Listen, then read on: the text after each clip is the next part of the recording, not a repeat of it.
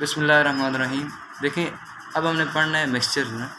तो मिक्सचर ये होता है कि वो दो सब्सटेंस का कॉम्बिनेशन कि जिनमें कोवलेंट बॉन्ड ना हो उससे हम कहते हैं मिक्सचर कहते हैं। अब देखें, अब हमने यहाँ पे जो डेफिनेशन लिखी हुई है कि अ कॉम्बिनेशन ऑफ टू और more substances which are hold together by forces which are weaker than covalent bond, कि ये उन फोर्सेस से होल्ड हों कि जो कोवलेंट बॉन्ड से वीक हों, उससे हम कहते हैं कार्ड मिक्सचर, उससे हम मिक्सचर कहते हैं। और जो कंपाउंड होता है उसमें क्या होती हैं, उसमें कोवलेंट बॉन्ड होती हैं। ठीक है। अब ये जो मिक्सचर है इसकी दो टाइप्स है ना, एक है होमोजीनियस मिक्सचर और दूसरा है हेट्रोजीनियस मिक्सचर। अब जो होमोजीनियस मिक्सचर है ना, अब अगर हम इसकी वर्ड हिस्ट्री मीन के बयान करें तो अब ये जो वर्ड होमो है ना, इसका तो मतलब इसका मतलब है इससे है। ठीक है।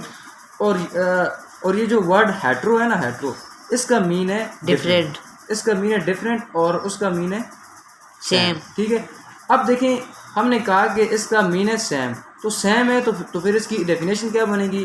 तो अब हम कहते हैं mixture having uniform composition through out, वो मिक्सचर कि जिसके पास यूनिफॉर्म कंपोजिशन हो थ्रू आउट। अब इसी देखें एग्जांपल ये है ना कि table salt dissolve in water. अब टेबल साल्ट क्या है? पानी, नमक। नमक। वो आपने देखे जो गर्म होता है। अब देखें, अगर उसको हम पानी में डिज़ोल्व करते हैं तो आप मुझे बताएं, आप उसमें से ये जो टेबल साल्ट है इसको आप उससे एक्सट्रैक्ट कर सकते हैं? नहीं, बाहर नहीं निकाल सकते। या वो जो टेबल साल्ट है उसमें से आप वाटर को निकाल सकते हैं? नहीं।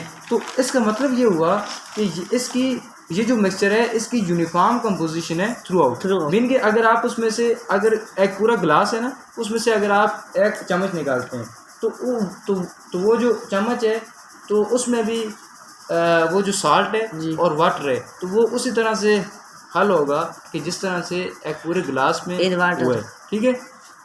ये है होमोजीनियस मिक्सचर। और दूसरी एग्जांपल है कि ethyl alcohol mix with water. उसके बाद आता है हेट्रोजीनियस मिक्सचर ना। तो हेट्रोजीनियस मिक्सचर का वर्ल्ड हिस्ट्री, अभी सबसे पहले हम पढ़ेंगे वर्ड हिस्ट्री। तो वर्ड हिस्ट्री हमें पता है कि हेट्रो कहते हैं डिफरेंट को।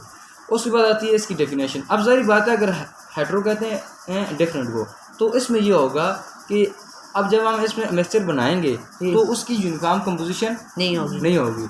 तो इस वजह से हम कहते हैं कि mixture whose composition is not uniform throughout is called as heterogeneous mixture। अब इसकी जो कंपोजिशन होती है ना वो मीन की यूनिफॉर्म नहीं होती। अब देखें, ऑयल मिक्स विद वाटर। अब आप ऐसा करें कि एक लें मीन के गिलास लें और उसमें आप डालें ऑयल। ठीक है। तो अब ये जो ऑयल होगा ना, तो ये इस तरह से वाटर में, अगर ये मीन के ये सारा वाटर है ना, तो ऑयल इसमें बना देगा, लेयर्स बना देगा। ठीक है। ऑयल इसमें लेयर्स बना देगा। अब देखें, यहाँ पर इसकी कंपोजिशन और है, और अगर हम यहाँ पे नीचे देखें तो इसकी कंपोजिशन और होगी तभी इसे हम हेट्रो को बोलते हैं। तो इस वजह से हम इसे कहते हैं हेट्रो डिफरेंट। तो इसकी मैंने एक और जो आपको एग्जांपल दी थी, जो सलाद है जी, सलाद में से हम आसानी से वो चीज़ें निकाल सकते हैं। अब देखिए, उसमें जो होता है ऑनियन होता है, उसमें जो टोमेटोज वगैरह होते हैं। अब उसमें से ये होता है कि हम हर चीज़ आसानी के साथ ऑब्जर्व कर सकते हैं और निकाल सकते हैं। इससे हम कहते हैं हेट्रोजीनियस मिक्सचर। ये तो था मिक्सचर। अब उसके बाद जो हमने पढ़ना है उससे हम कहते हैं जी एटॉमिक नंबर ना। अब देखिए, एटॉमिक नंबर क्या है? एटॉमिक नंबर वो है कि अब इससे पहले आप ये समझें कि अब जब एटम है ना, अब ये एटम है तो यहाँ पे इसकी होती है न्यूक्लियस। ठीक है, बिल्कुल। अब ये जो न्यूक्लियस है ना, तो यहाँ पे इसके प्रोटॉन और न्यूट्रॉन होते हैं इस न्यूक्लियस में, और यहाँ पे इसके होते हैं इलेक्ट्रॉन्स। जी, ठीक है। यहाँ पे क्या होता है? इलेक्ट्रॉन। यहाँ पे नीचे, और यहाँ पे क्या होता है? न्यूट्रॉन है, प्रोटॉन। अब इलेक्ट्रॉन जो हैं वो हमेशा बराबर होते हैं प्रोटॉन। ठीक है। प्रोटॉन जो है वो इलेक्ट्रॉन के बराबर होते हैं। तो अब देखें, अब हम कहते हैं number of protons present in the nucleus of an atom is called as atomic number। या अब जरी बात है, हमने कहा है कि इलेक्ट्रॉन जो हैं वो प्रोटॉन के इक्वल होते हैं। तो अब जितने प्रोटॉन होंगे तो उतने इलेक्ट्रॉन भी होंगे ना। तो अब इसकी हम डेफिनेशन इस तरह से भी कर सकते हैं कि नंबर ऑफ इलेक्ट्रॉन्स जो रिवॉल्व कर रहे होते हैं अराउंड दी न्यूक्लियस। अब देखिए, यहाँ पे इलेक्ट्रॉन जो हैं ये न्यूक्लियस के इर्द गिर्द क्या कर रहे हैं? रिवॉल्व कर रहे हैं ना।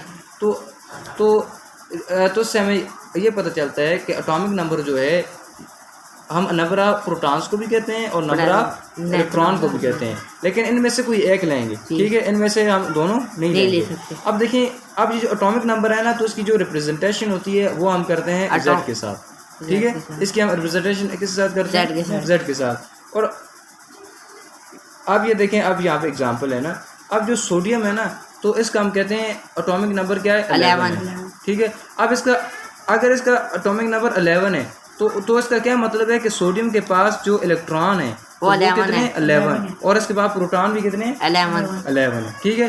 अब अगर यहाँ पे क्लोरीन है तो उसका मतलब है यहाँ पे भी इलेक्ट्रॉन भी कितने, 17 और प्रोटॉन कितने, 17।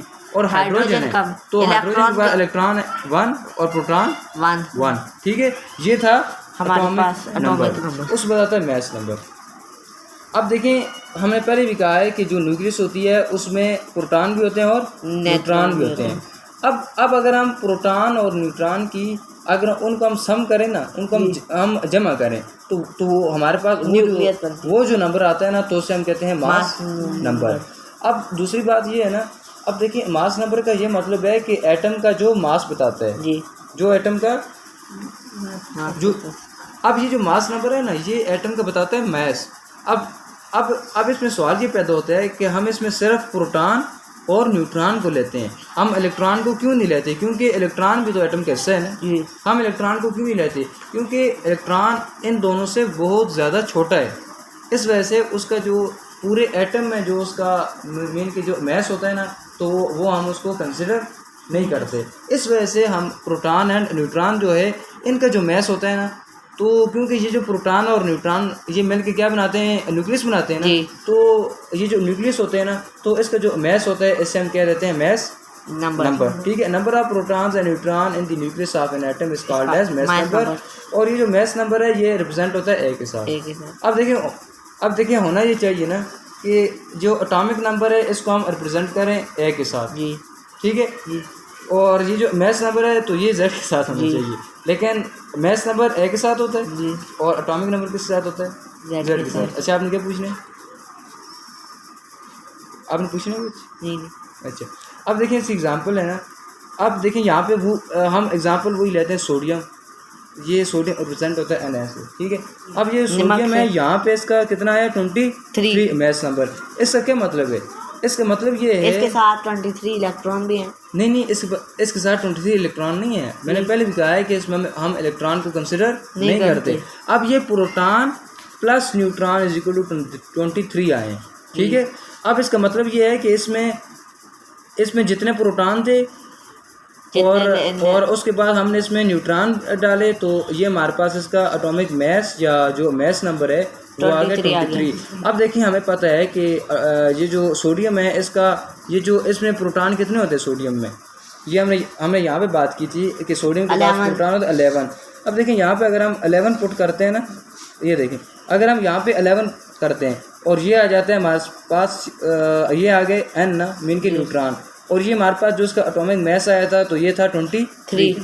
अब वही मैथ के मुताबिक जी यहाँ पे अगर हम इसे n रखें 23 इधर आ जाए और 11 इधर आ जाए, तो अब यहाँ पे हम करते हैं तो ये क्या आ जाता है आंसर 12। तो इसका मतलब क्या है, इसका मतलब ये है कि ये जो सोडियम है Na, इसमें यहाँ पे हम लिखते हैं 23 और यहाँ पे हम लिखते हैं 11। इसका मतलब ये है कि इसके पास प्रोटॉन और न्यूट्रॉन कितने, प्रोटॉन और इलेक्ट्रॉन इसके पास 11 हैं, और इसके पास जो न्यूट्रॉन है तो वो कितने 12 है। अब ये जो 12 और 11 जो है ना ये मिलकर क्या बना रहे हैं 23। इसका मतलब ये है कि अगर हमें एटॉमिक मैस दिया गया हो या हमें नंबर ऑफ प्रोटॉन या इलेक्ट्रॉन दिया गया हो, ये इलेक्ट्रॉन और न्यूट्रॉन है हमारे पास, ये 23 बनाती है। नहीं, प्रोटॉन और न्यूट्रॉन बनाते हैं, प्रोटॉन और न्यूट्रॉन बनाते हैं। इसका मतलब ये है कि अगर हमें नंबर ऑफ प्रोटॉन या इलेक्ट्रॉन दिए गए हों तो उसमें से हम ये जो नंबर ऑफ न्यूट्रॉन है ये हम फाइंड कर सकते हैं, ठीक है। क्योंकि जो मैस नंबर है देखें ये हमें यहाँ पे पता था, और हमें पता था कि सोडियम में जो नंबर ऑफ प्रोटॉन है तो वो होते हैं 11 होते हैं। तो अब हमने यहाँ पे ये पुट किए तो ये हमारे पास टोटल आ गया 23। तो अब यहाँ पे एटॉमिक मैस ऑफ क्लोरीन जो है ये 35.5 आ गया, और एटॉमिक मैस ऑफ हाइड्रोजन जो है तो ये आ गया 1, और उसके बाद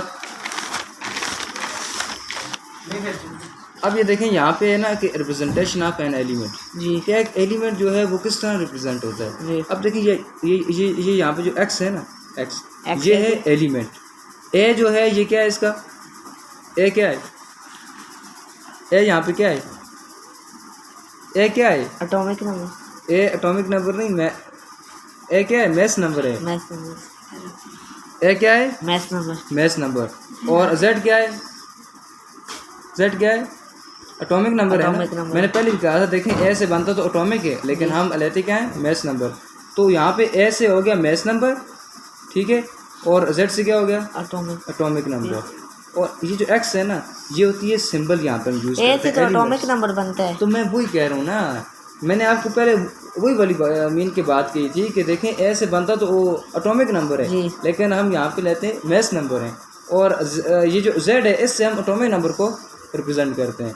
ए से हम मैथ को ए से मैथ नंबर को और जेड से एटॉमिक नंबर को और एक्स यहाँ पे सिंबल होती है। तो जिस तरह हमने एग्जांपल दी थी अब देखें ये सोडियम है ना। अब यहाँ पे ये जो Na23 ये 23 जो है तो ये है इसका मैथ नंबर और ये जो 11 है तो ये इसका एटॉमिक नंबर ठीक है। तो ये तो अब देखें यहाँ से हमें पता चल रहा है कि इसका जो मीन के एटॉमिक जो इसका मैथ है ना या इसका जो मैथ नंबर है तो वो है 23 और जो इसका एटॉमिक नंबर है तो वो है 11 है। अब इससे देखें अब हमें यहाँ पे 11 दिया गया है ना तो ये बात हमने पहले भी की है कि अगर हमें 11 दिया गया है तो हम इससे न्यूट्रॉन फाइंड कर सकते हैं। यहाँ पे हम इसे रखें 23 इधर आए यहाँ से हम 11 को माइनस करें और ये आ जाता है 12 यहाँ से हमें प्रोटॉन आ सकते हैं।